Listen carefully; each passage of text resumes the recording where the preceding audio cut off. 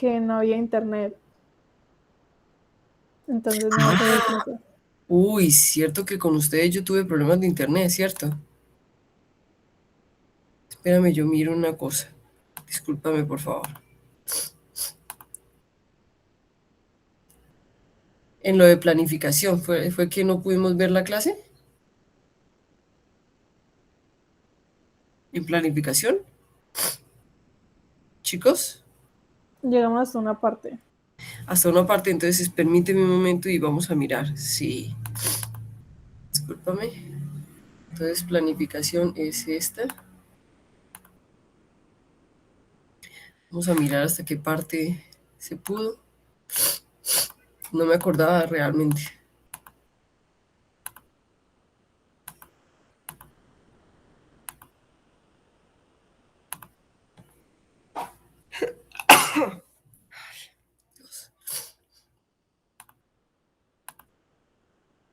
Entonces, la clase pasada fue el 13. Permíteme un momento, chicos, voy a mirar acá. El 13 que se dio. 18. Metrología, laboratorio.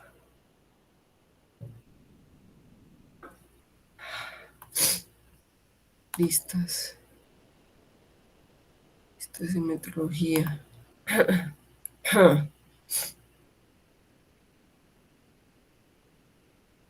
La clase del 18, sí. Para ustedes no fue el 18, fue el 13. 13 de septiembre.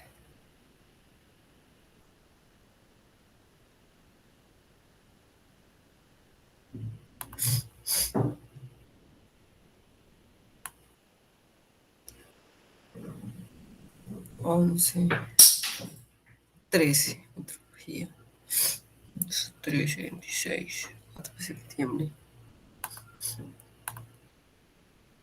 ¿Esta cuánto es? El 18.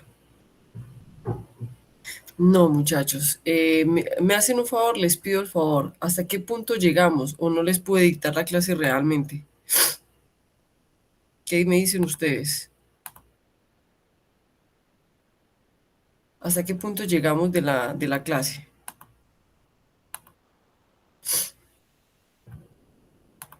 ¿Sí lo recuerdan, muchachos? ¿O no les pude definitivamente dictar la clase porque yo sí tenía problemas de internet ese día?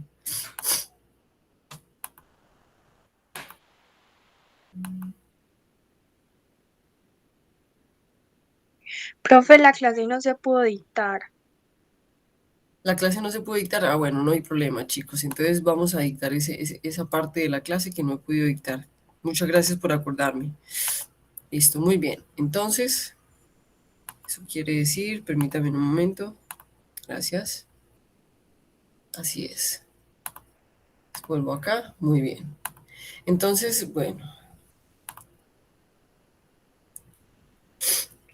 chicos, entonces vuelvo a la clase pasada. Y la clase pasada se trataba de planeación, implementación y control de procesos analíticos en el laboratorio clínico. Entonces, voy ya grabando, listo. Entonces, chicos, ¿qué es la planeación? ¿Qué es la planeación en un sistema de gestión, en un sistema de aseguramiento de la calidad y en general en una organización? Entonces, la planeación es la organización de los elementos esenciales de cualquier sistema, sea de calidad, sea de un proyecto, sea de un anteproyecto, y está íntimamente relacionada con todos los elementos que hay en el sistema, en el elemento y en el modelo. Entonces, cuando nosotros vamos a hacer una organización, una planeación, tenemos que tener clara cómo es la institución, cuál es el organigrama de la institución. En esto, en este tipo, cuando se hacen este tipo de actividades como la planeación para un sistema de gestión o para cualquier proyecto o cualquier empresa o cualquier presupuesto, nosotros lo primero que tenemos que tener es un elemento principal y ese elemento principal, inclusive para cualquier sistema, inclusive un sistema de aseguramiento de la calidad, es el compromiso de la alta dirección de cualquier institución. ¿Eso qué quiere decir? En el contexto del modelo de gestión, se utiliza la dirección como la estructura organizativa y de apoyo del laboratorio. ¿Eso qué quiere decir? Todo el personal, todo lo que compete a la institución como tal. Entonces, cuando hablamos de la planeación y tenemos el compromiso de la dirección como elemento vital, se dice que la parte administrativa, es decir, la dirección del laboratorio, debe apoyar todas las actividades que generen en todos los niveles y participar activamente de ella. ¿Esto por qué, chicos? Porque cuando las actividades son asignadas desde la dirección, desde la parte administrativa, la gente tiene más compromiso, la gente tiene más sentido de pertenencia. Entonces, cuando se hace un apoyo de parte de la dirección visible, el personal entiende la importancia de lo que es un sistema de calidad. Esto en el sentido de que, chicos, debería saberse que siempre que se va a implementar un sistema, sea de gestión de calidad, sea de gestión de calidad o aseguramiento de la calidad, inclusive un proyecto, un anteproyecto, debería existir el compromiso innato de todo el personal. Pero como estas son actividades que se planifican a largo tiempo y que hay pasos de la planificación que no son fáciles, si no se tiene el compromiso de la dirección, puede que el compromiso y las actividades que se realizan en cualquier planeación no se lleven a cabo porque algunas tienen una complejidad a tal punto que si no se tiene un compromiso visible de parte de la dirección del laboratorio, la gente decae, la gente baja en el nivel de motivación. Entonces, eso quiere decir que el compromiso de la dirección depende en incluir la toma de decisiones y establecer los recursos necesarios y las políticas, inclusive las actividades y los responsables que van a llevar a cabo esta planeación y la implementación. Entonces, cuando hablamos de la estructura organizativa significa la organización de la institución debe garantizar el cumplimiento de todos los objetivos que se planifiquen de la calidad. Y lo segundo, es lo que acabo de nombrar, es lo segundo más importante cuando se hace una planeación, es garantizar que se puedan alcanzar los objetivos que se planteen. Entonces, en ese sentido, lo primero que tiene que tener un laboratorio es que tiene que ser una entidad legalmente estructurada, ¿cierto? Con las exigencias locales para poder cumplir. Y cuando ya se tiene toda la entidad bien estructurada, con las exigencias que el medio le exige, que toda la parte política y administrativa le exige, entonces se debe garantizar el funcionamiento de un sistema de gestión y para ello debe contar con todo lo necesario, es decir, con toda la infraestructura. En ese caso, ¿cuáles son los componentes claves de cualquier organización o implementación de una planificación? La primera, el liderazgo, el cual dijimos que tenía que ser motivada, tenía que ser vista, tenía que mostrarse el apoyo desde la dirección. Quiere decir que el liderazgo hace un compromiso total en la implementación de cualquier sistema, ya que en este sistema y en este tipo de cosas se establecen objetivos, visiones, habilidades que la gente debe entender. Entonces, en ese sentido, cuando nosotros tenemos una planeación y se tiene el liderazgo, se tiene un compromiso total en cualquier sistema. En ese sentido, inclusive el liderazgo debe tener una persona que enuncie, que comunique y que tenga la capacidad de asignar los recursos necesarios. Entonces, ese liderazgo se tiene en el segundo elemento vital, que es la estructura organizativa, que es donde se define claramente y se refleja el organigrama funcional. ¿Y esto por qué es importante? Porque en el liderazgo se pone el compromiso y en la estructura organizativa se ponen las actividades y las responsabilidades, es decir, se asignan las actividades de esa planificación. Y el hecho de asignar las responsabilidades en esa planificación quiere decir que se está llevando a cabo o se está cumpliendo con asegurarse del cumplimiento de esa planificación. ¿Por qué? Porque asignando responsabilidades, asignando tareas, se puede tener personas responsabilizadas y por lo tanto cumplir con las etapas de cada proceso. Cuando hablamos de la planificación, chicos, hablamos de que la planificación debe ser un proceso. ¿Qué quiere decir? Lo primero, chicos, que tiene una planificación o una planeación es que es temporal, tiene un marco temporal. ¿Qué quiere decir? Que se debe hacer en un tiempo definido. No quiere decir que se debe hacer rápido, no quiere decir que se debe hacer en un tiempo prolongadísimo. Lo que quiere decir es que siempre está enmarcada en un espacio temporal. Tiene una fecha de inicio, tiene una fecha de terminación, y cada fecha de inicio y terminación va enmarcada por procesos o actividades que tienen una responsabilidad, que tienen un responsable. Esas actividades deben tener la disponibilidad y los recursos necesarios, ya sea humanos, de infraestructura, de económicos, ¿cierto? Para poder hacer que esas actividades tengan un flujo normal de trabajo y que se puedan llegar a cumplir. En ese sentido, cuando estamos hablando del proceso de planificación y estamos enmarcándolo en un espacio temporal, en ese espacio temporal, unas actividades que se deben realizar para poderlos cumplir, donde cada proceso tiene una fecha inicial, una fecha final. Entonces, para poder ver cumplidas esas actividades, a eso le llamamos la implementación.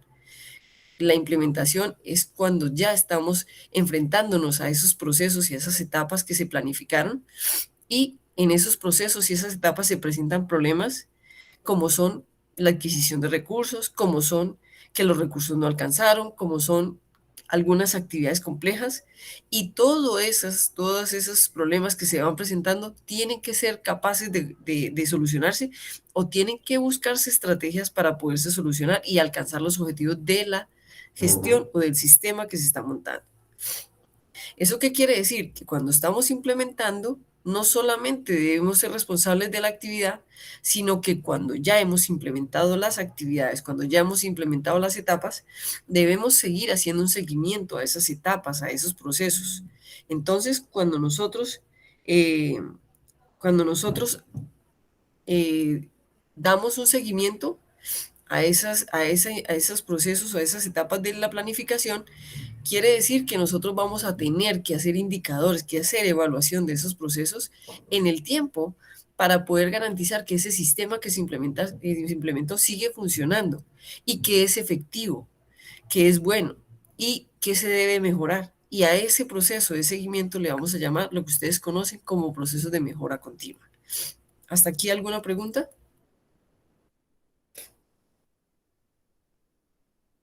¿Hasta aquí alguna pregunta? No, profe, todo claro. Perfecto. Entonces, en ese sentido, tenemos la planeación. Toda planeación tiene un rol muy importante de la dirección. En ese sentido, la primera elemento vital de toda planeación es el liderazgo.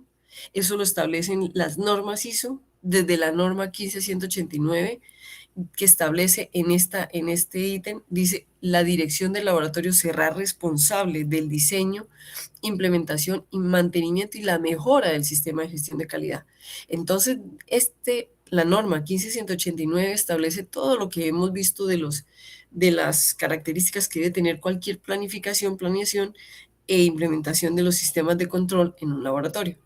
Entonces, en ese sentido, el sistema de calidad describe las responsabilidades específicas de la dirección, y la dirección debe ser la responsable de establecer todos los procesos, las políticas, los objetivos, y garantizar que todo eso se lleve a cabo, que se cumplan los procesos, los procedimientos, las instrucciones, y que todo el personal, desde el aseo, todo el talento humano que tiene la institución, sea comprometido y que entiende, que es capaz de comunicar, que es capaz de entender cuáles son sus roles, cuáles son sus deberes, cuáles son sus responsabilidades, para llevar a cabo que cada persona tenga clara su autoridad, cada persona tenga claras las actividades, cada persona tenga claro con qué recursos cuenta, y pueda llevar a cabo todas sus tareas.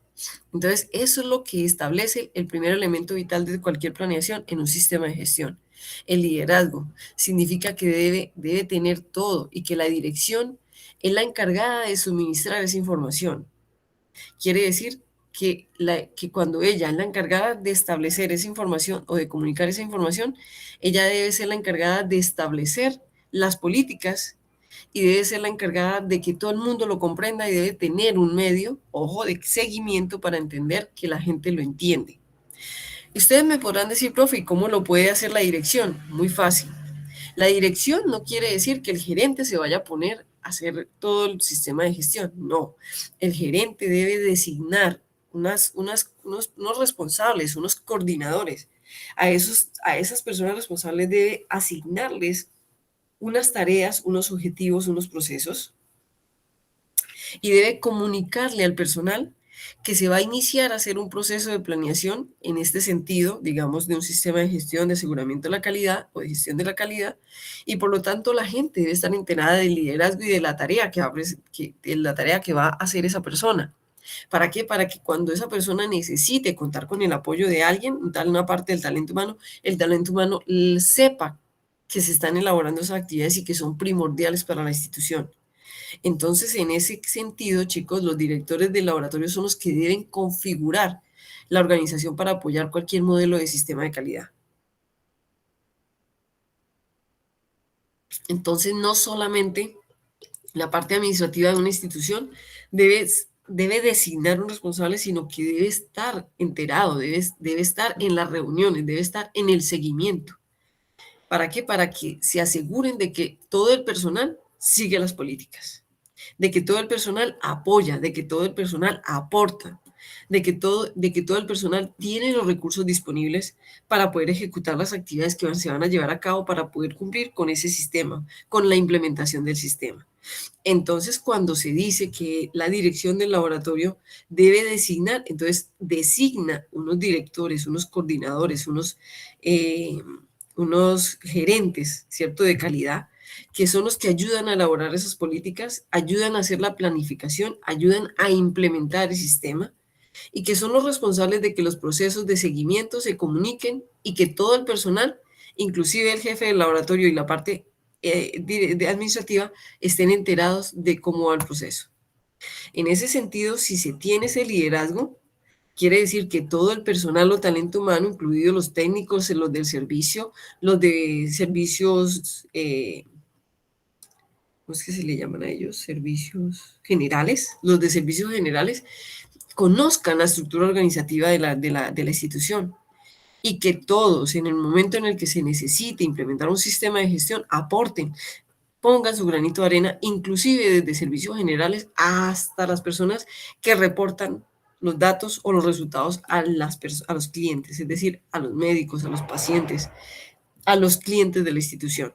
Entonces, quiere decir que todo el talento humano se va a comprometer y va a seguir las políticas en su rutina diaria, en sus trabajos, en sus actividades. Y eso quiere decir que cada vez que la persona haga algo que aporte al sistema, esa persona va a tener que reportar que lo hizo, va a recibir la autorización, va a recibir la aceptación. Y no solamente eso, va a aportar a que las actividades de la planificación se garanticen y que tengan un éxito. Entonces, por lo tanto, cuando nosotros como institución queremos que un nivel de un sistema de gestión de calidad sea muy alto, necesitamos que todo el personal apruebe, apoye ese sistema de gestión, la implementación y su planificación. ¿Estamos de acuerdo, chicos? Hasta aquí. Entonces, primero, el liderazgo. Segundo, el compromiso, ¿cierto? Y ese liderazgo debe ser apoyado directamente por la dirección del laboratorio. ¿Quedó claro, muchachos? Muy bien. Entonces, chicos, si vamos a hablar de planeación, hay elementos que tienen que tenerse en cuenta para poder planificar. ¿Cómo cuáles? ¿Cómo está la estructura? ¿Cómo fluye el trabajo en la organización?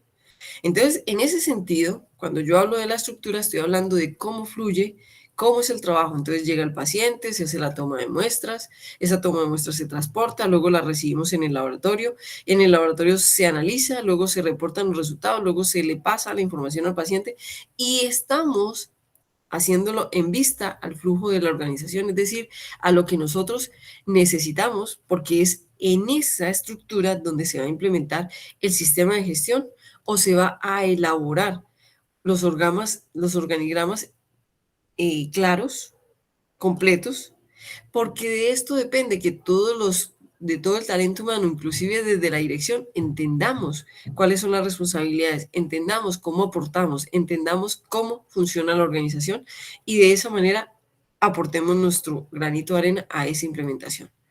Entonces, cuando nosotros hablamos de las estrategias para hacer una planificación, Entonces hablamos de que muchas estrategias son utilizadas y varían de acuerdo a la situación de la institución. Varían de acuerdo a los recursos, varían de acuerdo al número de talento humano que tiene la institución, de la complejidad de la institución. No es lo mismo montar un sistema de gestión para un laboratorio de primer nivel que para un laboratorio de tercer nivel, ¿cierto? Entonces, de acuerdo a la situación de un laboratorio o de una institución, se monta un sistema de gestión. En esas estrategias se tienen algunas preguntas que se han hecho y se han elaborado siempre, como por ejemplo, ¿qué parte o qué prácticas de calidad ya se tienen implementadas en la organización o en el laboratorio?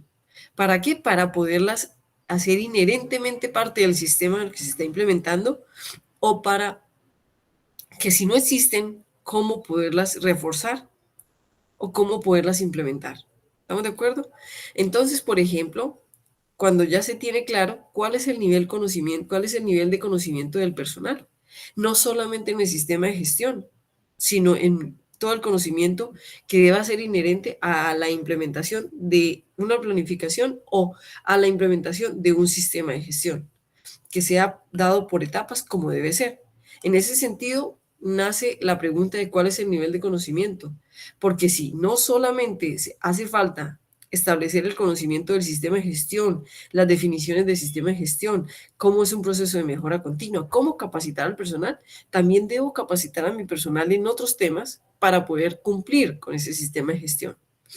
Y lo más importante, ¿qué recursos habrá disponibles para implementar ese sistema, para disponer a empleados a que se dediquen parte de su tiempo a implementar el sistema de gestión? Un sistema de gestión y la implementación no son baratos, no es una implementación económica, pero es una implementación que cuando se tiene fluyendo, elimina errores, elimina costos, elimina fracasos que pueden ser mucho más costosos que si no se tiene. Entonces, todos los sistemas todos los elementos de un sistema de gestión deben incluirse en ese proceso de planificación. Ahora, si no es posible que todas las partes se hagan a la vez, porque muy posible siempre va a ser así, lo más importante es que siempre se implemente un sistema de gestión como un proyecto, como cualquier otro documento que va a tener resultados impactantes, es que se implemente paso a paso. ¿Qué quiere decir? Que se haga por medio de una organización temporal donde se vayan implementando paso a paso actividades para cumplir con los objetivos de esa calidad. Entonces, cuando hablamos de la implementación, implica muchos cambios, implica cambio de pensamiento, cambio de actitudes, implica cambio de sistemas, y cuando estamos hablando de muchos cambios implica que no debemos proceder de forma rápida porque podemos hacer un impacto en el personal y en el talento humano que va a recibir ese cambio. Entonces, en ese sentido, la mejor estrategia siempre es hacerlo paso a paso, sobre todo porque deben definirse prioridades, deben definirse actividades que deben ser a priori a otras, como por ejemplo, informar al personal, como por ejemplo, avisarle al personal cuáles pueden ser los cambios, informarle al personal cuál es el impacto de esos cambios y por qué esos cambios deben ser cumplidos y deben ser medibles. ¿Para qué? Para poder implementar una planificación de un sistema de gestión de calidad. Entonces habrá factores que se salgan de control del laboratorio, pero el mismo laboratorio tiene que ser capaz de abordarlos y tiene que ser capaz de sobrepasarlos, tiene que ser capaz de buscar estrategias, de ser versátil y buscar cómo cumplir con esos factores que no se pueden tener bajo control. Entonces, en ese sentido, lo importante es tener siempre elementos vitales que son el compromiso, el liderazgo, para que se puedan llevar a cabo. ¿Y qué quiere decir? Que si se presentan problemas o pasos que están fuera de control, se debe tener en cuenta que hay que influir en esas personas que pueden ayudarnos a controlarlos, como el talento humano que es capaz de buscar estrategias, de mirar cómo sobrepasarlos, de mirar cómo reemplazarlos, de mirar cómo podemos lograr el mismo resultado sin necesidad de abordarlo. Entonces, siempre abogando por procesos de calidad. Entonces, cuando hablamos de la implementación, hablamos del paso a paso. El primer paso es analizar y conocer cuáles son las prácticas actuales de cualquier institución. ¿Qué quiere decir? Es una forma de hacer un análisis de brechas. ¿Qué es un análisis de brechas? Muy fácil, es una lista de comprobación de las características que necesitamos cumplir en un sistema de gestión para evaluar qué es lo que hace falta para poder llegar a concretarlas y poder conseguirlas y poder decir que se tiene esa característica. En este sentido, yo haría un análisis de brechas con ustedes. Chicos, en Metrología 2 se dieron cuenta que el manejo de Excel es muy importante para ustedes, ¿cierto que sí? Yo les hago una pregunta, y no solamente en Metrología 2, yo creo que en estadística. Creo que en estadística se dieron cuenta que siempre es importante manejar un software estadístico, sea libre como R, o sea pago como DesignSphere, o sea Statistic, ¿cierto? Statistic no, es Statistic, o hay otros que se llaman, por ejemplo, ¿cómo es que se llama el que manejamos mucho en la universidad? Se llama, venga, yo lo busco. Bueno, ahorita se los digo, chicos, pero lo importante es manejar un sistema. Yo les hago una pregunta a ustedes en este paso, hacer un análisis de brechas. ¿Ustedes saben manejar Excel? La pregunta no es Excel. ¿Cuál es el nivel de Excel que ustedes tienen? ¿Básico, medio, avanzado? ¿Qué me podrían decir ustedes? Estamos haciendo un análisis de brechas. Les estoy mostrando cómo se determina un análisis de brechas. Pues yo creo que básico, nomás. Entonces, digamos que manejamos las funciones básicas de Excel. Pero, chicos, ustedes sí saben que la universidad hace cursos de Excel básico, intermedio y avanzado en bienestar. Yo creo que si yo he sido profesora, a ustedes se los he dicho. ¿Cierto que sí?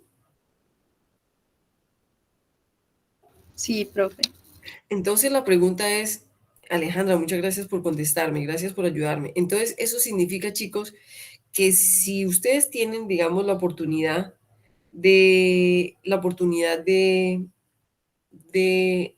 aprender Excel y no tienen la oportunidad de aprender Excel y no, y digamos, no se saca el tiempo, estamos eliminando esa brecha que hace que yo tenga un nivel, digamos, básico o intermedio y logre un nivel avanzado.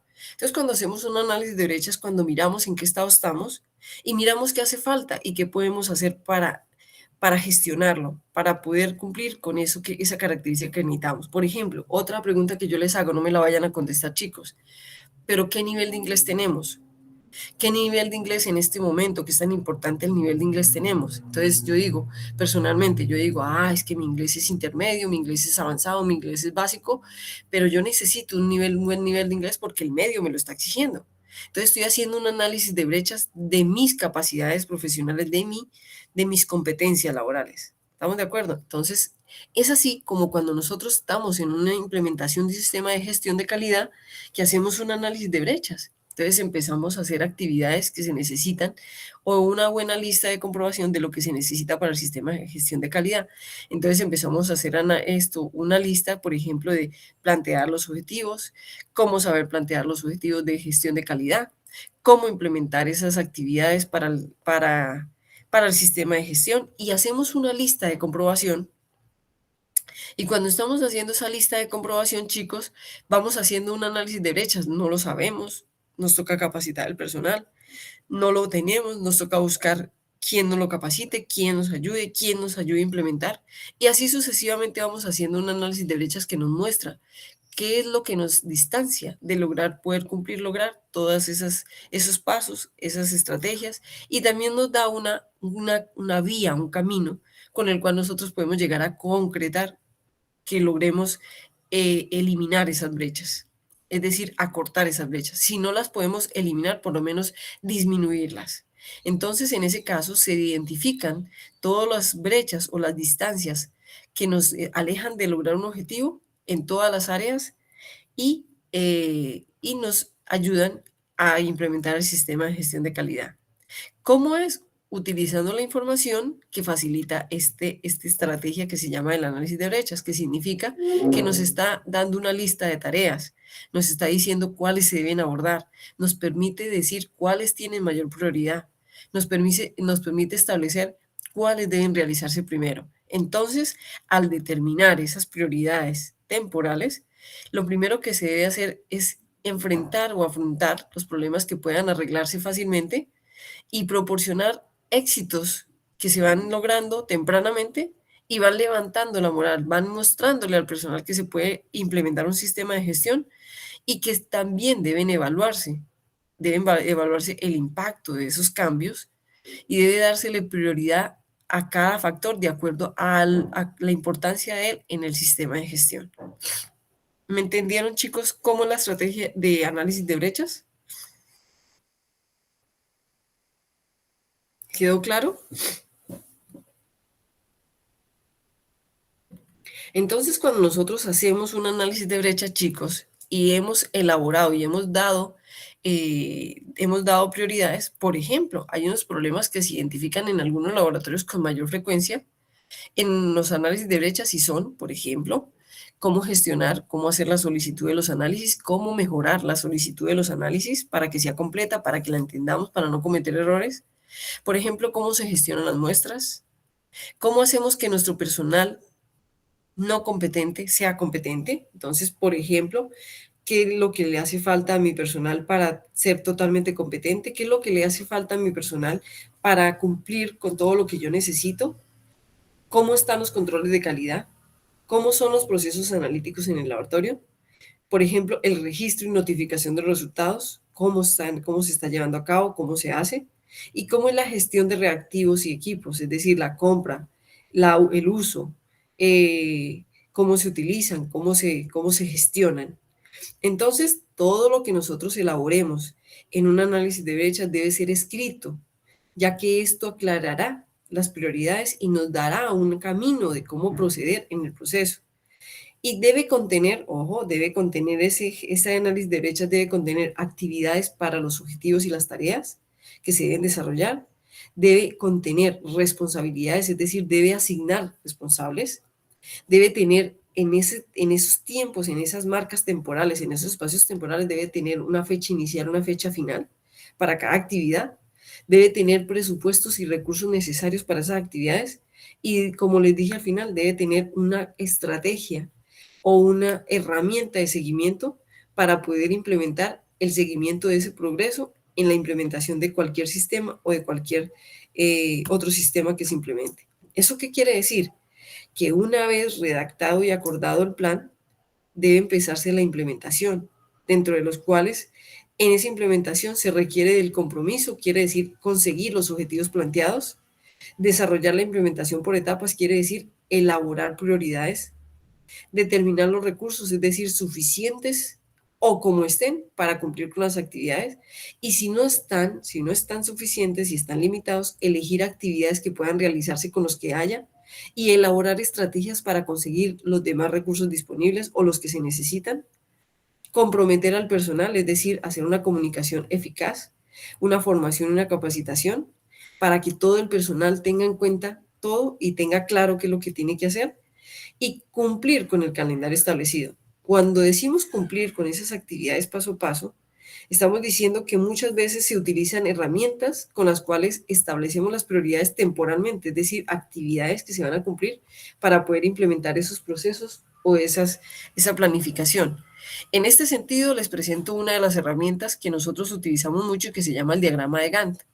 El diagrama de Gantt nosotros lo conocemos porque nosotros lo llamamos cronograma. ¿Qué quiere decir? Es un formato donde establecemos actividades las cuales se tienen que cumplir, y a esas actividades se les enuncia un tiempo en el cual deben ser cumplidas y deben ser concluidas. Hombre, que se presenta un problema, entonces se elonga entonces por lo tanto, como este es prioritario para la siguiente actividad, también se va a elongar.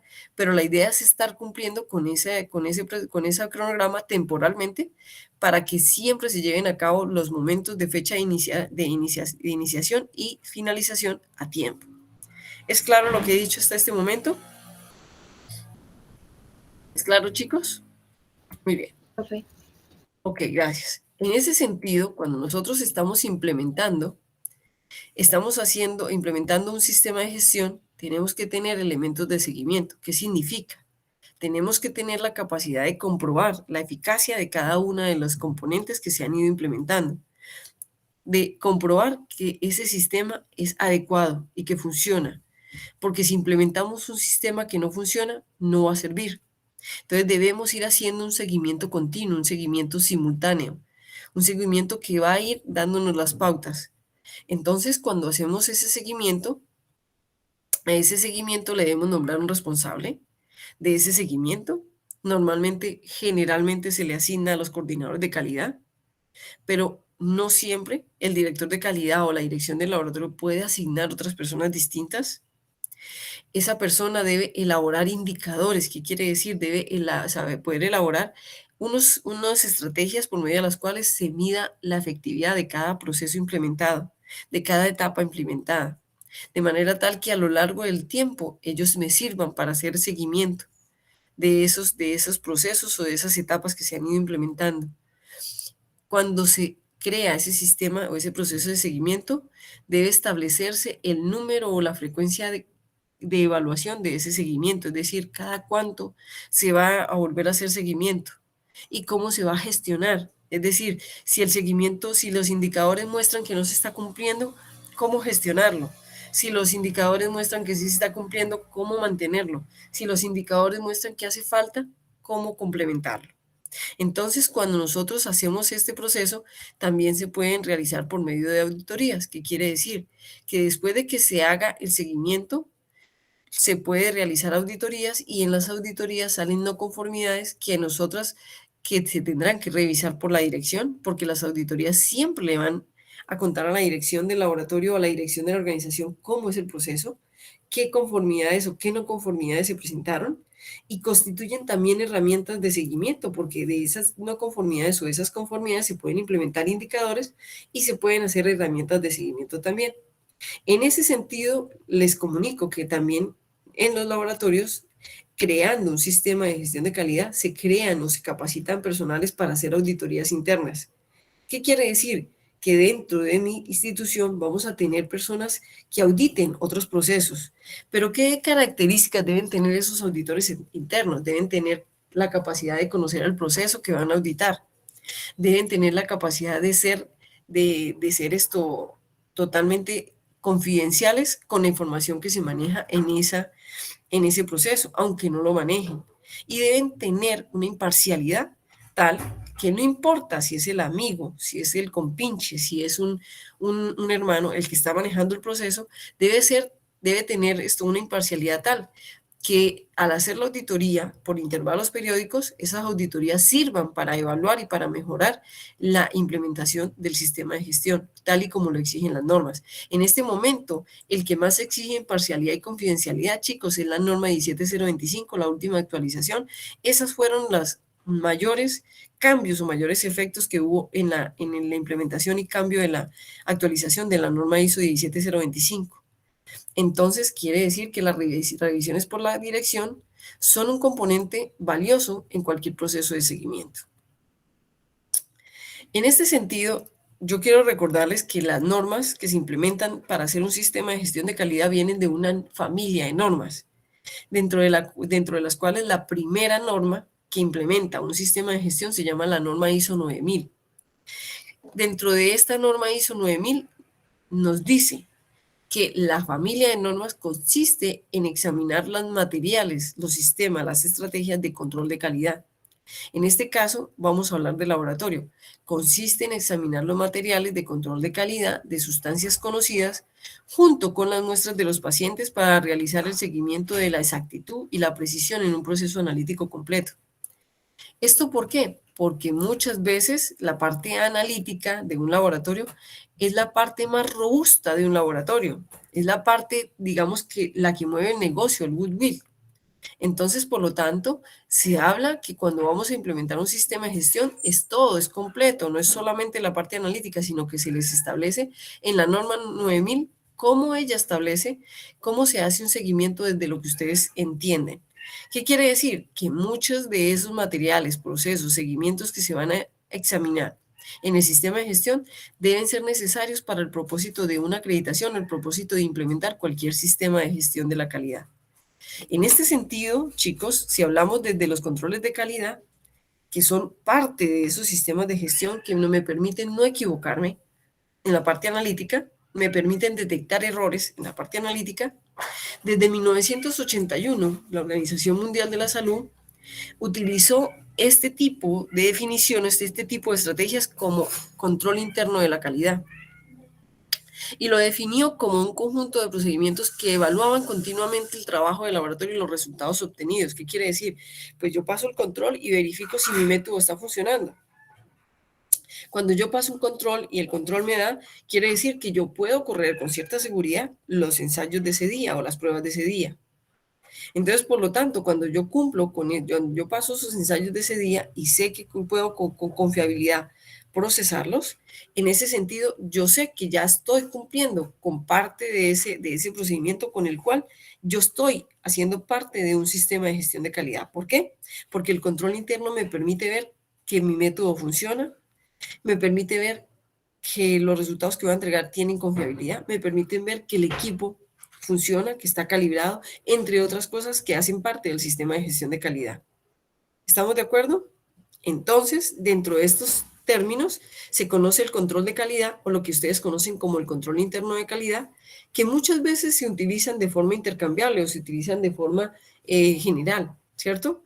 Y nos permiten evitar confusiones. En este caso estoy hablando solamente de la fase analítica, pero la Organización Mundial de la Salud y el sistema de gestión, la familia de normas, quieren dar a conocer que esto es un sistema de cómo nosotros controlamos, de cómo nosotros hacemos control de esa planeación, de esos sistemas de gestión. Entonces, así como en la parte analítica existe un control interno de calidad que me permite controlar lo que yo voy a hacer, que me permite establecer si lo que voy a desarrollar ese día se puede hacer, también deben existir otros controles, no necesariamente tangibles, con los cuales yo pueda hacer seguimiento del sistema en general, no solamente de la parte analítica, sino de la parte preanalítica y posanalítica. ¿Estamos de acuerdo, chicos? Entonces, en ese caso, cuando nosotros hablamos de los métodos analíticos o de los controles de calidad, hablamos de que tenemos diferentes análisis. Tenemos análisis cuantitativos, análisis cualitativos y también tenemos análisis que son semi-cuantitativos. ¿Qué quiere decir? Los análisis cuantitativos, que ustedes ya los conocen, miden la cantidad de un analito presente en una muestra y generalmente deben ser muy exactas, muy precisas. Para eso ustedes tienen herramientas, los conocen de cómo dar una evidencia técnica objetiva de la exactitud o de la veracidad y la precisión para verificar o para dar estos resultados exactos de buena confiabilidad. Y cuando nosotros decimos que son análisis cuantitativos, esos análisis cuantitativos nos notifican una magnitud con unas unidades asociadas o una referencia, ¿cierto? La cual debe tener una trazabilidad, sea porque se le hagamos trazabilidad vertical o sea porque le hagamos trazabilidad horizontal. ¿Estamos de acuerdo? Entonces, todos esos análisis que nosotros medimos con todas las estrategias que ustedes han aprendido, que aportan también a un sistema de gestión, son los que nos notifican una magnitud con una referencia que en este caso acá la está acompañando, son las unidades, que la hacen trazable a un sistema de medida y que ese sistema de medida debe ser trazable a un sistema un sistema internacional si tiene trazabilidad. Hasta aquí vamos claros. Ahora, también tenemos análisis cualitativos, que los análisis cualitativos, a diferencia de los cuantitativos, no me dan una magnitud acompañada de una referencia, sino que nos dicen de forma cualitativa presencia o ausencia, o nos evalúan, por ejemplo, características morfológicas, como son el largo, como son el radio, como son el diámetro, ¿cierto? Y que por lo tanto tenemos resultados en términos cualitativos, como son positivo o negativo, como son características morfológicas, como son anómalo, como son ausente, como son normal, ¿cierto? Como son crecimiento, sin crecimiento, pero no nos dan como sí una magnitud. Y también tenemos aquellos ensayos o análisis que son semi-cuantitativos, que son parecidos, muy parecidos a los análisis cualitativos, porque generalmente tienen unas etapas que son cuantitativas, pero que no se expresan en términos cuantitativos. ¿Qué quiere decir? Muy fácil, que la diferencia de los análisis semi-cuantitativos radica en que los resultados de estos análisis no se estiman o no se dan en forma de una cantidad que está presente, sino que se estiman en cantidades mínimas. ¿Qué quiere decir? Por ejemplo, cuando nosotros decimos que la persona tiene una presencia, una cantidad moderada en 1 positivo, en 2 positivos, 3 positivos, y estos niveles se asocian a un nivel mínimo o un nivel de rango que se cumple de acuerdo a esta numeración. Es decir, no son unas magnitudes asociadas a la cantidad fija de lo que tenemos, pero sí se asocian a una mínima cantidad. Es decir, me dicen, por ejemplo, cuánto tiene esta persona de hemoglobina glucosilada. Tiene tanto, ¿cierto? Entonces tiene 1 más, 2 más, 3 más, y por ejemplo, son diferentes ensayos que me dan una numeración, que me dan una respuesta, pero que me asocian esta respuesta a una cantidad mínima, a una cantidad, a un rango, pero no a un valor fijo. ¿Estamos de acuerdo, chicos? ¿Me entendieron? ¿Hay alguna pregunta? Esto en términos de la parte analítica. ¿Estamos hablando? ¿Estamos claros, chicos? Muy bien. Entonces, dice que independientemente del tipo de análisis que se realizan, cualitativo, cuantitativo o semicuantitativo, todo sistema de gestión debe establecer las políticas y los procedimientos por escrito. ¿Qué quiere decir? Deben incluir las acciones correctivas, debe incluir las acciones para establecerlo, para lograrlo, y cuando se tiene la implementación de seguimiento, cuáles acciones correctivas se deben implementar para poder hacer la mejora continua. En este sentido, siempre vamos a tener que formar o capacitar al personal del laboratorio. Debemos comprobar que toda la documentación esté completa. La documentación no significa tenerlas en físico. Los sistemas de gestión de calidad, chicos, han migrado y se han vuelto tan modernos que usted ya no necesita tener ese sistema de gestión de calidad en físico. Hay gente que lo prefiere en físico, pero no se necesita. Se puede tener en digital, pero se debe tener un organigrama lo suficientemente implementado como para que esa documentación esté completa y todo el personal tenga conocimiento de esa implementación, de que todo el personal tenga el conocimiento de cómo acceder a esa documentación y cómo acceder a los documentos que cada uno necesita para poder revisar y establecer todos los datos, inclusive de controles de calidad, inclusive de sistema de gestión.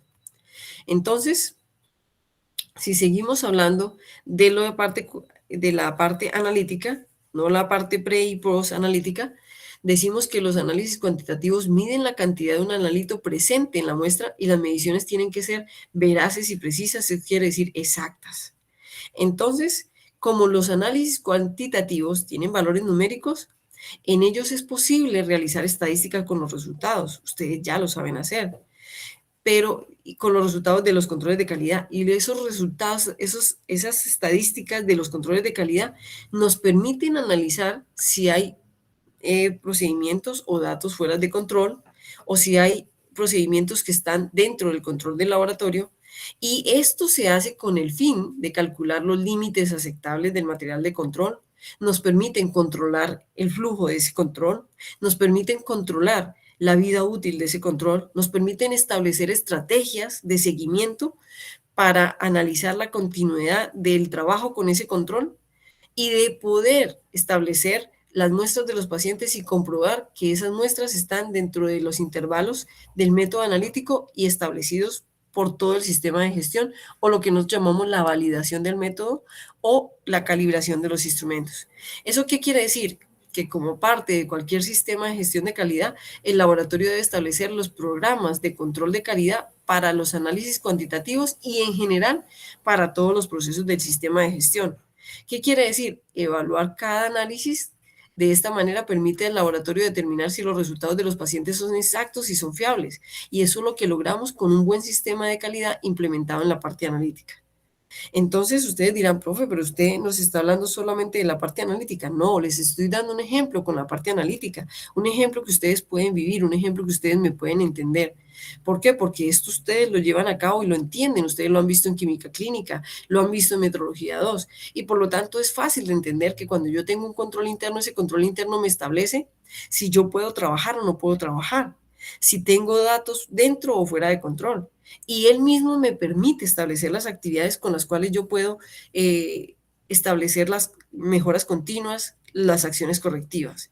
¿Es claro, chicos, hasta este momento? ¿Es claro, muchachos? Sí, profe, ya es más claro.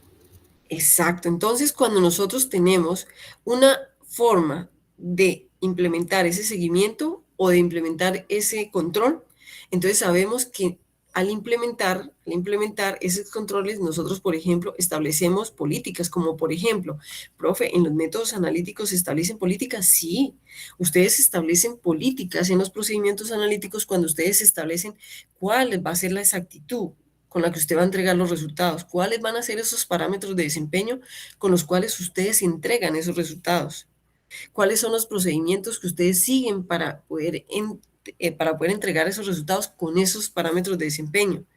Cuando ustedes asignan responsabilidades de supervisión y revisión, es decir, cuando ustedes asignan esas responsabilidades de cada cuánto se revisan, ¿cómo hacemos para que todo el personal sepa cómo seguir correctamente esas políticas y esos procedimientos?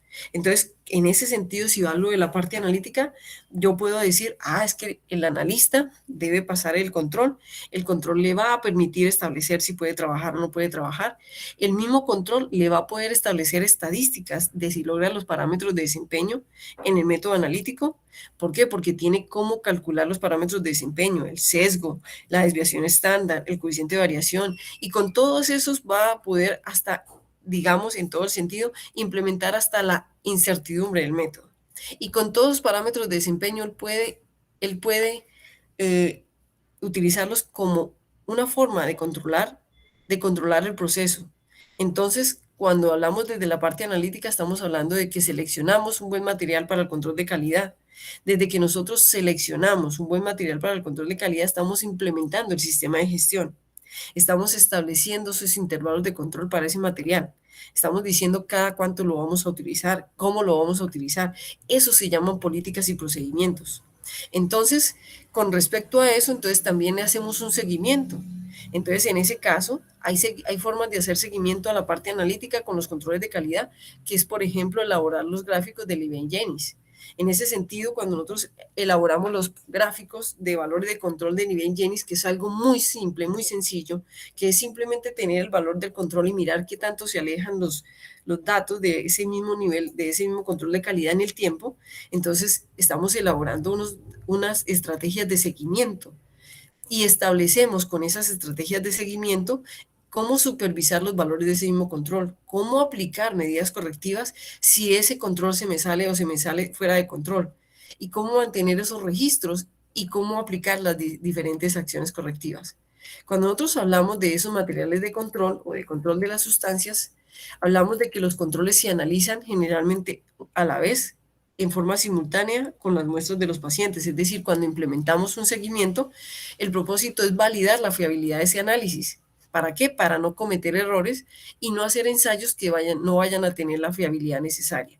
¿Qué quiere decir? Que evaluamos el rendimiento no solamente del analista, sino del sistema, de las condiciones ambientales que pueden influir en los resultados que vamos a entregar. En ese sentido, chicos, es muy importante hacer la diferencia entre un control de calidad y un calibrador, ¿cierto? Un calibrador que también es un material de referencia, que también es un material de referencia certificado, generalmente son disoluciones con concentraciones definidas, pero no se utilizan para los métodos analíticos, sino para los equipos. Entonces, nosotros tenemos los calibradores cuando son soluciones con las cuales nosotros establecemos el buen funcionamiento de un instrumento, cuando nosotros establecemos el buen funcionamiento de un kit o de un sistema, pero no establecemos un control, no se llaman calibradores, sino controles de calidad, a las sustancias que también son materiales de referencia, pero que se utilizan para establecer la fiabilidad de un método analítico, es decir, de una parte analítica. Entonces, en ese sentido, los calibradores, que también son sustancias estándares, sustancias de materiales de referencia, preferiblemente son aquellas en las que nosotros no tienen la consistencia de un paciente y por lo tanto ya no tienen que ver con el método analítico, sino con el instrumento. ¿Quedó claro lo que les acabé de enunciar? Y esto hace parte del sistema de calidad. ¿Cómo entender que una cosa es un calibrador y cómo entender que una cosa es un control, un material control para la parte analítica? ¿Entendido, chicos? Y que ambos son materiales estándares, que ambos son materiales de referencia, que ambos pueden ser certificados. ¿Me entendieron, chicos?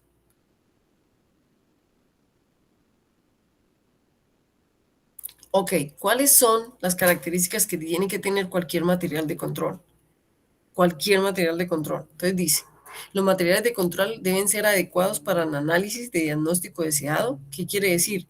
Que los controles internos deben ser sustancias que midan el análisis que mida en el análisis la sustancia que debe estar presente y que debe ser mensurable, es decir, debe ser medible. Que la cantidad del analítico presente en esos controles debe estar cerca de los puntos de decisión médica. Que esto significa que los controles deben servir para controlar tanto valores bajos como valores altos o valores anormales. Los controles deben tener la misma matriz que las muestras de los pacientes. Esto significa que normalmente se utilizan controles en suero, controles en plasma, controles en orina, ¿cierto? Que deben ser lo más parecidos posible o deben tener la misma matriz. Ah, qué pena, Yesenia. No sé por qué no te llegó. Ahorita te quedas un momentico y revisamos por qué no te llegó. Listo, gracias. Entonces, eh, ok, listo. Entonces, debido a esto, a lo que estamos diciendo de los controles, es más eficaz contar con controles que duren mucho tiempo y contar con controles en grandes cantidades. Cuando hablo de grandes cantidades, chicos, no quiere decir que nos vamos a comprar en el laboratorio una cantidad de controles enorme. No, no, no, no, no. Se va a comprar la cantidad de control necesaria para que nunca haga falta. Listo, Laura, qué pena con ustedes. Ahorita miramos eso. Gracias. Entonces, eso quiere decir que vamos a contar con la cantidad o la disposición de controles que se necesiten y que no hagan falta la parte analítica. ¿Qué quiere decir? Que yo no voy a comprar una cantidad ilimitada de controles porque eso es costoso, porque eso es inherentemente gastos, porque esos controles tienen un tiempo limitado, ¿cierto? Se llama fecha de caducidad o fecha de vigencia. Esa fecha de vigencia me establece hasta cuándo lo puedo utilizar, ¿cierto? Con gran confiabilidad. Entonces, no solamente me voy a fijar en la fecha en la cual ella me da una alta confiabilidad, sino que aparte de eso me voy a fijar que yo lo necesite, que nunca me hagan falta, pero que no se me dañen, que yo no tenga que botar plata, botando materiales control que fueron costosos y que no se pudieron utilizar porque se compraron a desmedida. Entonces, cuando yo hablo de grandes cantidades, estoy hablando de las cantidades suficientes, las cantidades que se necesitan, pero que nunca hagan falta para el sistema de control. En ese sentido, cuando hablamos de controles internos de calidad, ellos tienen una forma de elegirse. En este sentido, cuando nosotros elegimos controles para el método en particular, seleccionamos valores que abarcan puntos de decisión clínica. ¿Qué quiere decir? Utilizamos un control en los rangos normales, ¿cierto? En el intervalo normal, utilizamos posiblemente controles en intervalos anómalos o intervalos críticos bajos o altos. Y también podemos utilizar controles en valores críticos. Esto cuando queremos hacer que el método analítico sea un poquito más exigente. Sin embargo, el más normal, los controles más normales son los de rango normal, porque con ellos, como son sustancias de referencia que nos establecen una magnitud, podemos establecer un sesgo, ¿cierto? ¿Qué tan alejado está? ¿Cómo está mi sistema en el sesgo? ¿Qué tan alejado y qué tan veraz es ese sistema? También, si lo medimos varias veces, podemos establecer la precisión y la repetibilidad de ese sistema en ese momento. ¿Estamos de acuerdo? Entonces, ¿cómo se eligen? De acuerdo a la disponibilidad de recursos, de acuerdo a la disponibilidad de lo que hagamos, de acuerdo a la exigencia de los métodos que estemos llevando a cabo. Entonces, podemos elegir un control o varios controles. ¿Estamos de acuerdo? Había personas que me decían, profe, ¿qué es mejor, un control o 2 controles o 3 controles? No, chicos, eso depende del laboratorio, eso depende de la infraestructura del laboratorio. Entonces, a esos controles debemos darle una preparación y un almacenamiento adecuado. ¿Qué quiere decir? Algunos controles se preparan y se almacenan. Entonces hay que seguir instrucciones correctas y estrictas del fabricante para su almacenamiento y para su reconstitución. Entonces, ahora, si se utiliza un control que se realiza, que se prepara en la misma institución, entonces a ese control se le debe alicuotar, ¿cierto? De manera tal que ese mismo control nos sirva para diferentes oportunidades. Entonces se debe ir utilizando a medida que se va necesitando. Entonces, ¿qué quiere decir? Que si es un control que se mantiene congelado, se descongela solamente lo que se vaya a necesitar para poder mantener congelado y estable el otro resto del material de control. Se debe mantener y supervisar todas las temperaturas y todas las condiciones de los sistemas de almacenamiento para evitar que esos controles se nos dañen, para evitar que esos controles estén a condiciones no adecuadas. Y se deben utilizar formas de diluirlo de manera exacta para que esos controles, si son preparados, se puedan reconstituir de forma veraz, de forma precisa. ¿Qué quiere decir? Que nosotros vamos a mantener controles a lo largo del tiempo, que son controles que podemos alicuotar o que puede ser un control que nos puede servir a lo largo del tiempo, y esos controles nos van a servir para hacer un control o un seguimiento, una estrategia de seguimiento que nos permite cómo ella se va alejando de este valor medio, de esta media aritmética. Y esto que ustedes están viendo aquí es lo que nos permite, no solamente si son muestras alicuotadas congeladas para su almacenamiento o si es un solo material de control, nos permite ver cómo se va alejando de esa media aritmética. Y a esto que yo les estoy mostrando se llama una estrategia de seguimiento, y esa estrategia de seguimiento ustedes la conocen como las gráficas de Lebesgue-Jennings. Entonces, en esas gráficas de Lebesgue-Jennings establecemos la variabilidad normal de los sistemas de análisis. Establecemos que los materiales de control, cómo me cuantifican la variabilidad y cómo me establecen el intervalo normal y cómo me reducen los riesgos de error. Entonces, cuando establecemos la variabilidad de las mediciones repetidas, ellas se van a distribuir a lo largo o alrededor de un punto central que es la media. Entonces, cuando ellas se distribuyen alrededor de una medida central, las mediciones de esa tendencia central, como son la moda, la mediana y la media, nos van a alimentar este gráfico de Lebesgue-Jennings. Entonces, cuando nosotros decimos que vamos a implementar un gráfico de Lebesgue-Jennings, es porque vamos a graficar cómo se comporta ese control con respecto a cómo se aleja de esa media en el tiempo, en los días. Y entonces me van a establecer un sistema que me va a decir temporalmente cómo o cada cuánto se va alejando de la más o menos una media, cómo se aleja más o menos una desviación estándar de la media y cómo se aleja más o menos 3 veces dos o tres veces desviación estándar de la media. Entonces, a eso que ustedes les estoy nombrando se llaman los gráficos de Lebesgue-Jennings, y es una estrategia con la cual yo le hago seguimiento a esos controles internos y me permite mirar en qué momento él se me está alejando y en qué momento ya es hora de cambiarlo, en qué momento es hora de reconstituirlo, en qué momento es hora de trabajar con un nuevo control. Hasta aquí he sido claro, y esto se conoce como una estrategia de sistema de control que me permite controlar el método o la parte analítica. Hasta aquí les he dicho algo que ustedes no conocen, chicos. Yo creo que los gráficos de Lebesgue-Jennings ustedes ya los conocen, ¿cierto que sí? Ya los conocen. ¿O no? Sí, profe, en química clínica los vimos. Exacto, y entonces allí los utilizan. Y ahí van viendo ustedes cómo se aleja ese control y van viendo ustedes cómo utilizar esa información dentro del método analítico. ¿Estamos de acuerdo? Muy bien. Entonces, en ese sentido, pues es posible implementar esos diferentes controles. Entonces nos van a dar diferentes medidas. Entonces un día se comportó acá, al otro día se comportó acá, el otro día lo tuve acá. Entonces nos van a decir cuáles de ellos se van a salir fuera de control y cuáles van a estar dentro del control. Entonces, cuando tenemos esos valores que son analizados temporalmente por días tras la realización, implementación y alimentación de los gráficos, por ejemplo, de Lebesgue-Jennings, entonces nosotros podemos decir, podemos rechazar, podemos decir que está fuera, que está dentro de control, y puedo rechazar o no rechazar cómo utilizar ese sistema de control. Entonces, estos son sistemas o son estrategias que me permiten controlar, son estrategias que me permiten decidir, son estrategias que me permiten implementar un sistema de control. En ese sentido, hay otras estrategias, como por ejemplo, ahí están las normas múltiples de Westgard, que también son controles que me permiten elaborar o me permiten dar análisis, como el Liebey-Jennings es una de las estrategias de Westgard, con las cuales nosotros garantizamos la exactitud, la precisión y el control de los métodos analíticos. Entonces, en este sentido, hemos hablado de lo que es la implementación,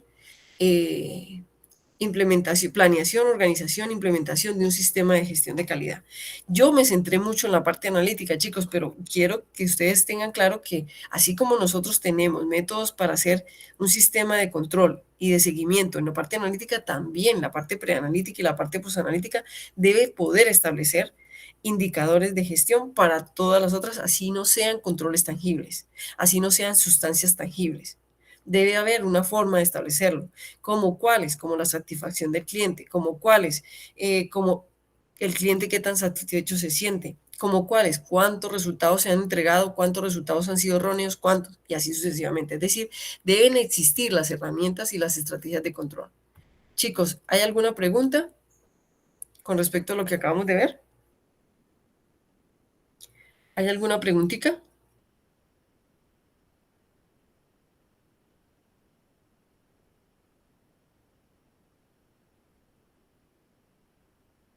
Chicos. Muchachos, ¿hay alguna pregunta? No, profe, pues no creo. Perfecto. Entonces, vamos a iniciar con el tema de lo que se llaman errores de medida, que también hace parte del control de los procesos, que también son conocimiento que ustedes ya tienen, es conocimiento que se utiliza para hacer control de procesos también. Entonces, cuando hablamos de los errores de medida, ustedes conocen cuáles son esos errores en los que nosotros podemos incurrir cuando estamos haciendo cualquier actividad, incluida la parte analítica, ¿ok? Incluida la parte analítica o cualquier sistema de gestión. Entonces, cuando estamos hablando de los errores, estamos hablando de que esos errores existen porque hay factores que afectan la exactitud y la confiabilidad de los ensayos o de las pruebas que hacemos. ¿Cuáles son esos factores según la norma 15189 y según la norma 17025? Los factores que pueden afectar la exactitud y la confiabilidad de las pruebas o de los ensayos está el personal, están las instalaciones y las condiciones ambientales, está el método y la validación del mismo método, están el equipamiento, está la trazabilidad de las mediciones, está el muestreo y está la manipulación de los ítems de ensayo, es decir, cómo se manipulan y cómo llegan a ser esto comprobados o analizados. Entonces, en ese sentido, estamos hablando inherentemente de lo que es la metrología, que es la ciencia de la medición. Dentro de la ciencia de la medición tenemos muchas preguntas que ustedes ya las conocen, que son como, por ejemplo, ¿cuál exactitud se requiere? ¿Cierto? ¿Qué es lo que trata de contestar la metrología? ¿Cierto? ¿Con qué magnitud le asignamos valor? Es decir, ¿con qué lo comparamos? ¿Qué equipo se debe utilizar? ¿Qué correcciones se deben aplicar? ¿Cuál es la aplicación? ¿Cuál es su uso? ¿Cuál es el impacto? ¿Qué mensurando deseo conocer? Entre otras, ¿cómo reportamos el resultado? Entonces, son preguntas que ustedes ya saben que nos podemos hacer en la ciencia de las mediciones cuando estamos haciendo una implementación, una medición. En ese sentido, chicos, nuestros resultados o nuestros mensurandos tienen parámetros de desempeño. Esos parámetros de desempeño son la veracidad y la precisión. Y ustedes en Metrología 2 aprendieron que la veracidad se estima por medio o se expresa por medio, se estima por medio del error sistemático y se expresa o se puede estimar por medio del sesgo. El sesgo es una forma de mirar o de estimar ese error sistemático que es constante, que ya sabemos nosotros que un error sistemático es aquello que afecta todo lo que nosotros hagamos, que es constante en todo lo que hacemos, que lo podemos evaluar, analizar y corregir, ¿cierto? Entonces, este error sistemático es lo que nos da un estimativo de la veracidad, nos ayuda a mirar qué tan veraz es nuestro resultado y nos, conjunto con la precisión, que son otro parámetro de desempeño, de repetibilidad, de precisión intermedia y de reproducibilidad, que se estima por medio del error aleatorio y se cuantifica con el coeficiente de variación y la desviación estándar, son errores en los cuales nosotros podemos incurrir. Entonces tenemos el error sistemático, el error aleatorio y errores gruesos, conociendo como errores gruesos aquellos errores que no se deben cometer porque se pueden cometer en algunas ocasiones, como por ejemplo analizar la muestra que no es, ¿cierto? Como por ejemplo, ¿qué otro error grueso se puede ocurrir? Por ejemplo, analizar la muestra que no es, por ejemplo, hacer el ensayo que no es. Errores gruesos son equivocaciones generalmente, equivocaciones gruesas que deben evitarse. ¿Estamos de acuerdo? Pero que pueden cometerse, sí, pero que deben corregirse y deben evitarse. Entonces nos queda el error sistemático. El error sistemático siempre va a estar inherente, por muy pequeño que lo queramos y que lo hayamos disminuido y que lo hayamos restablecido, siempre va a estar. Y tenemos el error aleatorio. El error sistemático se mide o se estima por medio del sesgo. Y acá en esta gráfica podemos ver esos dos parámetros de desempeño. Digamos que esta línea azul es el valor de referencia. Y que esta línea que está acá, la media aritmética, es nuestro valor obtenido. Entonces, aquí donde dice exactitud debe decir veracidad, es donde nos muestra la diferencia entre el valor obtenido y el valor de referencia. Y esta distancia se estima por medio del sesgo y nos dice qué tan distante es ese valor obtenido de ese valor de referencia y nos estima la veracidad. Ahora, la precisión se estima de diferentes formas, por repetibilidad, por precisión intermedia o por reproducibilidad. Entonces, tenemos que todas ellas nos dan una forma o una característica de cómo los datos se distribuyen en un comportamiento normal. Entonces nos van a decir cómo es su distribución normal o cómo es su frecuencia normal o su aparición normal dentro de un ensayo que no tiene ningún efecto, ni ningún impacto, ni está siendo manipulado de ninguna forma. ¿Cómo se mide? Con repetibilidad cuando tenemos condiciones muy parecidas, ya lo vamos a volver a recordar. Con precisión intermedia cuando tenemos condiciones de repetibilidad con algún cambio, puede ser analista, puede ser equipo, puede ser condición analítica, o de reproducibilidad cuando realmente hemos cambiado muchas condiciones o cuando estamos implementando ese método en otra infraestructura, con otro equipo, con otros analistas y estamos mirando cómo se reproduce, es decir, cómo somos capaces de reproducir lo que la otra persona hizo allá en el otro laboratorio. Entonces, se estima por medio del error aleatorio, es lo que nos dice qué tanto se alejan esas diferentes medidas de este valor, es decir, todas ellas cómo se alejan de la media estimada por ellos mismos. Y se estima por medio de la desviación estándar y un coeficiente de variación. Entonces, chicos, tenemos los errores sistemáticos y los errores aleatorios y estos errores también son procesos o son estrategias de control de los procesos. ¿Por qué? Porque usted puede disminuirlos, puede analizarlos, puede controlarlos y por medio de ellos también puede hacer correcciones, por medio de ellos también puede hacer análisis, ¿cierto? Entonces, eso es lo que vamos a ver en esta partecita de lo que se llama sistema de aseguramiento de la calidad. Entonces, quiere decir que estos parámetros los medimos o los cuantificamos por medio de estas ecuaciones. ¿Como cuál? Como la media aritmética, conocida también como el promedio, ¿cierto? De las indicaciones, que son la sumatoria de las indicaciones dividido sobre el número de datos. También tenemos la desviación estándar, que es una estimación de la desviación estándar poblacional, es decir, de μ. Cuando tenemos una estimación muestral, cuando tenemos menos de 30 datos, cuando tenemos una μ, cuando tenemos más de 30 datos, ¿cierto? Cuando nosotros tenemos más de 30 datos no se utiliza n-1, sino se utiliza n porque es poblacional. Por lo tanto, se tiene la desviación estándar como una medida de la dispersión. Tenemos la varianza, que es como un análisis de la propagación de esos errores. Y tenemos el coeficiente de variación, que es la desviación estándar sobre el promedio por 100. Y se utiliza, la coeficiente de variación se utiliza para comparar cuando las magnitudes o las referencias no son familiares, pero queremos ver cómo se pueden relacionar entre sí por medio de una diferencia porcentual. ¿Es claro lo que les he dicho hasta este momento? ¿Es claro, muchachos? Entonces, vamos a mirar la veracidad. Cuando nosotros hablamos de la veracidad, estamos hablando de que la veracidad se estima por medio del error sistemático, Y el error sistemático se estima, se puede cuantificar o se utiliza el sesgo como una forma de expresarlo. Y simplemente nos dice cuál es la diferencia entre el valor obtenido y el valor de referencia. El valor obtenido como un promedio, una media aritmética de los valores obtenidos de varios datos. Cuando hablamos de la dispersión, es decir, de la precisión, decimos que la precisión se establece de tres formas: por repetibilidad, por precisión intermedia o repetibilidad intermedia, o por reproducibilidad. Entonces, cuando hablamos de la repetibilidad, normalmente toda la precisión, todas las formas de precisión se expresan a partir de la desviación estándar de los resultados. Y esto que nos establece la precisión y cómo se estima, nos lo dice la norma ISO 5723 en su numeral 3 o apartado 3. Entonces, si vamos a hablar de la repetibilidad, pues estamos hablando de esa desviación estándar o ese coeficiente de variación que se establece a lo mínimo de 6 mediciones, normalmente están entre 6 y 10 mediciones, y se hace en condiciones totalmente repetibles y, por lo tanto, en un tiempo muy corto. ¿Eso qué quiere decir? Que temporalmente se hace en un tiempo demasiado corto, generalmente 1 hora, media hora, 2 horas, 3 horas.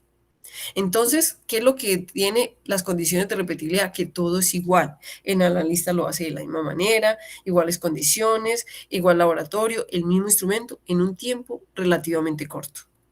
Si hablamos de la reproducibilidad o la precisión intermedia, entonces podemos hablar de que esa reproducibilidad se puede medir in situ en nuestro laboratorio o se puede comparar con otros laboratorios, es decir, entre laboratorios amigos o entre laboratorios pares. Igualmente se estima con la desviación estándar y con el coeficiente de variación. ¿Cuál es la diferencia? Que cuando nosotros vamos a estimar la reproducibilidad, ya no estimamos la repetibilidad porque debe haber algo que cambia, o el tiempo, o el día, o el analista, y por lo tanto temporalmente están diseñados la reproducibilidad para ser medida en un tiempo mucho más largo. Entonces, lo mismo, se manejan condiciones de reproducibilidad, mismo método, mismas condiciones, pero se cambia alguna condición. Entonces se registran como lo mismo que la repetibilidad entre 6 a 10 mediciones, pero se cambia una condición, o días, o equipo, o analista, ¿cierto? Y se mide o se estima en un intervalo de tiempo un poco más prolongado y se estima por medio de la desviación estándar y el coeficiente de variación. Cuando lo hacemos en nuestro propio laboratorio, lo podemos hacer con 3 mediciones de un material de referencia. Se puede hacer una vez por semana y se puede mirar con el comportamiento de la curva de calibración en 3 días distintos. ¿Por qué? Porque si hacemos curvas de calibración, esas curvas de calibración tienen materiales de referencia. Eso quiere decir, es un material de referencia al cual estoy midiendo, estoy determinando la respuesta instrumental, y si yo miro la curva de calibración en 3 días distintos, también puedo estar haciendo reproducibilidad intermedia o intralaboratorio. Ahora, también puedo hacer una reproducibilidad interlaboratorio que tiene mayor jerarquía que la repetibilidad y la precisión intermedia. En ese caso, igualmente se estima como una desviación estándar y como un coeficiente de variación, dependiendo de cómo se vaya a evaluar. Entonces, la diferencia es que se hace generalmente cuando se está validando un método. Cuando yo estoy validando un método y necesito que otro laboratorio me confirme si los datos que estoy obteniendo son, entonces se participa en diferentes laboratorios, puede ser a nivel regional, a nivel local, a nivel nacional, a nivel internacional. Entonces, esto cuando se hace en reproducibilidad como tal, que ya no es en mi laboratorio, en mi misma institución, ya tiene que cambiar tiempo, método, condiciones, laboratorio, una cantidad de cosas, se llama reproducibilidad. ¿Estamos de acuerdo? Y estos son parámetros de desempeño que ustedes ya conocen porque ustedes las establecieron muy bien en Metrología 2 y se establece muy bien en otras materias como química clínica que ustedes lo ven. ¿Estamos de acuerdo, chicos? ¿O no? Sí, profe. En Metrología 2 analizaron este mismo caso con la profesora Adriana, si no estoy mal. En este mismo caso, cuando ustedes analizaban las condiciones de cada analista, en este caso estudiantes, se puede analizar diferentes condiciones. Entonces, vamos a analizarlo aquí. Si nosotros tenemos el estudiante A, el estudiante B, el estudiante C y el estudiante D, y necesitamos que todos ellos nos evalúen un método analítico y que el valor de referencia es este de 10, donde está la línea más gruesa, entonces nosotros podemos Ojo, ojo, ya no vamos a decir, ay, es que este es inexacto, es impreciso, es insesgado. No, no, no, no, no. En este caso vamos a decir qué creemos que es el mayor error que afecta y qué puede estar pasando con este estudiante para tener este error. ¿Qué puede estar afectando las condiciones analíticas de este estudiante para que él mantenga este error? ¿Qué le puede hacer falta a este estudiante para contrarrestar este error o para poderlo disminuir? Entonces empecemos con el estudiante A. El estudiante A, ¿qué tiene de mayor impacto? ¿Error sistemático o error aleatorio? ¿Qué creen ustedes? ¿Y por qué? ¿Error sistemático o error aleatorio, chicos? ¿Qué creen ustedes que en él pesa más? ¿El error sistemático, el error aleatorio? ¿Y por qué? ¿Por qué creen ustedes que pesa más uno de los dos? ¿O los dos? ¿Qué me dicen ustedes? Ya en estos momentos ustedes tienen todo para poder definir eso que estoy preguntando. Se los acabé de recordar también. Pero la pregunta es, si yo veo los resultados del estudiante A, ¿qué puedo intuir de esos resultados? ¿Qué puedo analizar yo como metrólogo, como analista de esos resultados? ¿Qué puede estar pasando con el estudiante A para obtener esos resultados? ¿Qué puedo decir yo de la competencia del estudiante A para medir, para hacer ese método de medición? ¿Qué creen ustedes, chicos?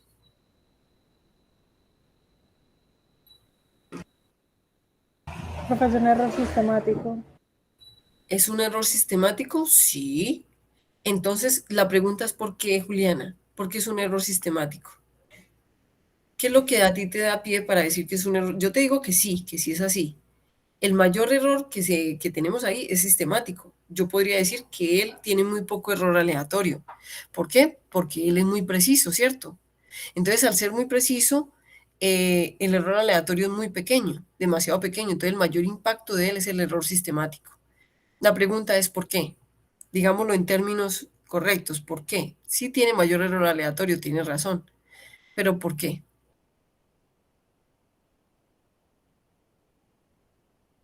¿Qué dicen ustedes, compañeros? No me dejen a Juliana solita.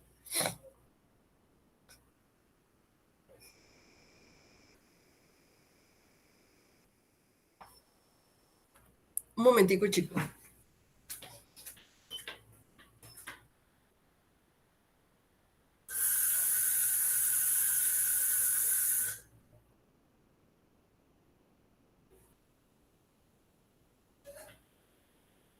Entonces, ¿qué dicen, chicos? El mayor impacto, como lo dijo Juliana, es error sistemático.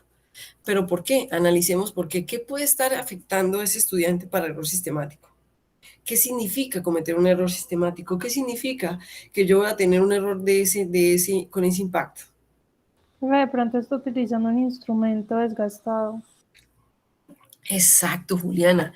Eso puede ser un efecto. Entonces yo puedo decir, hombre, hay que mirar el instrumento porque se nota que el muchacho no lo está haciendo mal, que su competencia es muy similar, es decir, es muy buena porque los valores son muy, muy precisos, pero tiene un error aleatorio que puede estar afectando todas las medidas, como por ejemplo lo que dice Juliana, un equipo en mal estado, un equipo que no debe estar funcionando correctamente. Perfecto, Juliana. Eso es un buen análisis. ¿Qué más puede estar afectando? Solamente el equipo.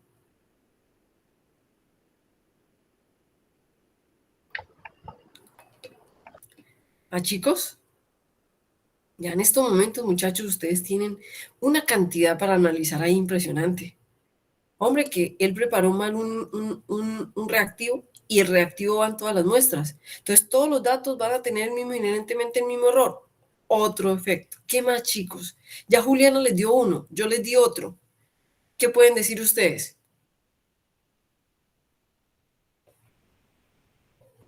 Muchachos, ¿qué me dicen ustedes? Las condiciones de trabajo, claro, claro que sí, Anderson. Si hay una condición de trabajo que me está alterando todos los resultados, me causan un error sistemático. ¿Por qué? Porque me impactan todos los resultados de manera constante. Entonces, exacto. Entonces, ojo, De entrada, yo, por ver el error sistemático, digo, hombre, no es el analista, hay algo que afectó la medida. Vamos entonces para el estudiante B y para el estudiante C. Vamos a analizar el estudiante B y el estudiante C simultáneamente. ¿Qué diferencia hay entre el error del estudiante C y el estudiante C?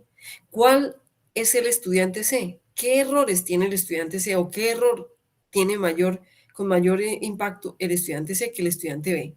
¿Qué dicen ustedes?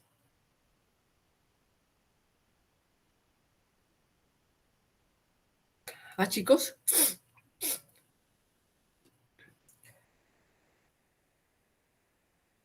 ¿Qué me pueden decir del estudiante B? ¿Cuál es el mayor error que tiene el estudiante B? ¿Cuál es el mayor error o los errores que tiene el estudiante D y el estudiante C? Por ejemplo, hablemos del estudiante D. ¿Qué pueden decir ustedes del estudiante D? Yo creo que en ese sí no se tienen que quedar callados.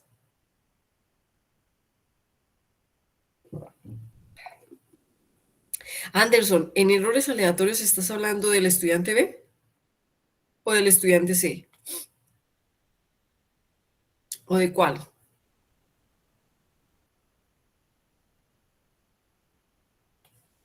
De ambos. Muy bien, vamos a mirar entonces. Errores aleatorios, vamos a mirar al estudiante B. En el estudiante B hay error aleatorio, claro, muy bien. En ambos hay errores aleatorios, muy bien. En el estudiante B y en el estudiante C.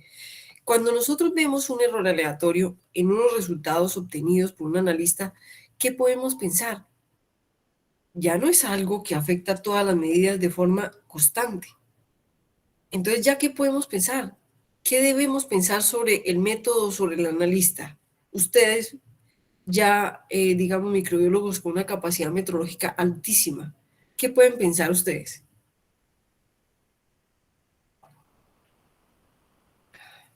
¿Qué se debería hacer con estos estudiantes o estos analistas que tienen errores aleatorios?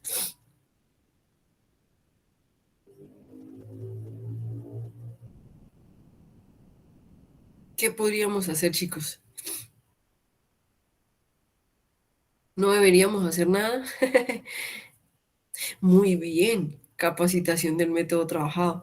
No solamente capacitación, yo también, si yo tengo un estudiante C, yo diría, hombre, yo a este analista debería capacitarlo hasta en la forma de pipetear, porque él ni siquiera pipetea de forma constante. Él ni siquiera tiene una precisión en su forma de pipetear. Si yo veo esto, yo digo, hombre, por lo menos pipetea constantemente, por lo menos en su pipeteo es muy preciso, en su pipeteo es muy constante, es muy establecido en su pipeteo. Pero cuando yo veo a un estudiante C, yo digo, hombre, a este ser humano me toca hasta capacitarlo en su forma de pipetear. Entonces, cuando Anderson nos dice que hay que capacitarlo en su método de trabajo, o en el método trabajado, está en lo correcto. Yo debo mirar desde cómo debo capacitar al analista hasta cómo debo mirar el sistema, porque aquí en este caso tenemos varios errores, ¿no? Acá tenemos errores aleatorios y errores sistemáticos, mientras que acá no necesariamente tenemos los dos. Y lo ideal es llegar al estudiante D, ¿cierto? Que aparte de que es veraz, es preciso. Entonces, chicos, vamos a descansar. 15 minuticos, ¿son 15 minuticos o 20 minuticos lo que dábamos? Yo no recuerdo bien. Vamos a descansar 20 minuticos y seguimos. Les aseguro que la clase después del descanso no demora mucho. Va a ser más cortica, pero vamos a descansar un ratico, ¿sí? 15 o 20 minuticos, ¿les parece?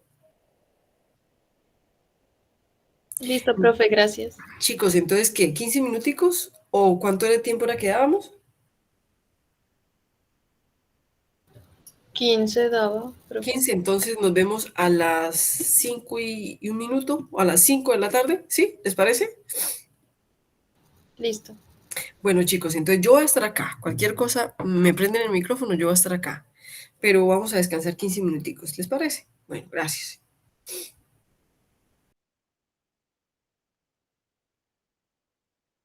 Profe, yo le pregunto algo. Dime. Yo era quien le estaba escribiendo del parcial. No sé si la profe Claudia le ha respondido algo. Ah, Alejandra, ¿cómo estás? Mucho gusto. No, la profe no nos ha respondido todavía.